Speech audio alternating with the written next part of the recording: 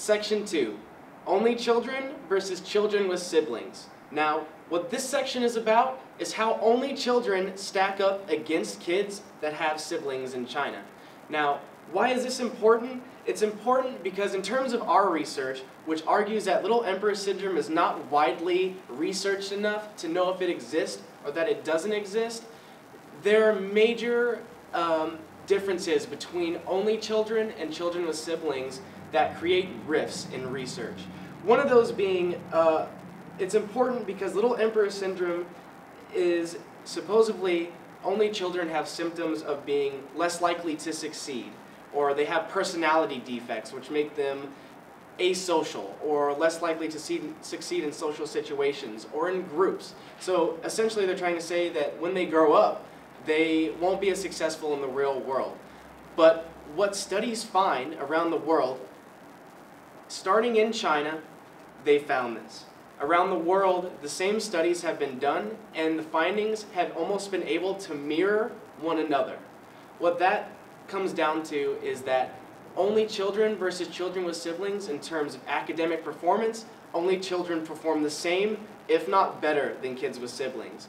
The more siblings that a child had in China or elsewhere, the more likely an only child was to succeed or have more academic achievement than them. In terms of personality, which is another major factor of Little Emperor Syndrome, studies around the world that all seem to mirror each other, again, show that only children are just as equal to, if not the same, or slightly better, or very slightly worse than kids with siblings. So, two major things that happen to be criteria of Little Emperor Syndrome have found to be not an issue at all around the world. And that's, like I said, not just in China, but studies around the world have shown that only children are just as equal as children with siblings in terms of personality or academic achievement, or how they perform in groups, or what kind of careers they have later in life. There's essentially no difference whatsoever.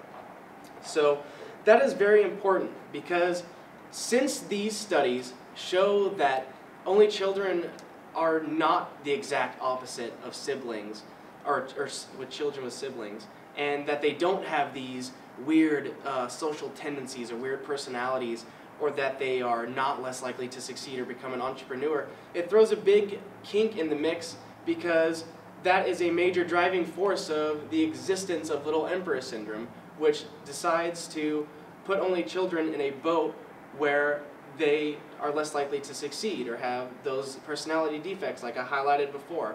So from these studies that seem to conflict the evidence of, or the assertion that little emperors exist, we believe it throws a completely whole nother factor in the mix. Because if little children, or only children, are shown to be just as equal in terms of academic success and personality traits and how they go later in life, then there's no reason why Little Emperor Syndrome should exist. Because the whole point of Little Emperor Syndrome is basically a social stigma against only children that tries to explain the defects of being an only child. So through these studies, the conflicting evidence of only children being the same as children with siblings puts a whole new platform on the table of why Little Emperor Syndrome needs to be more widely studied.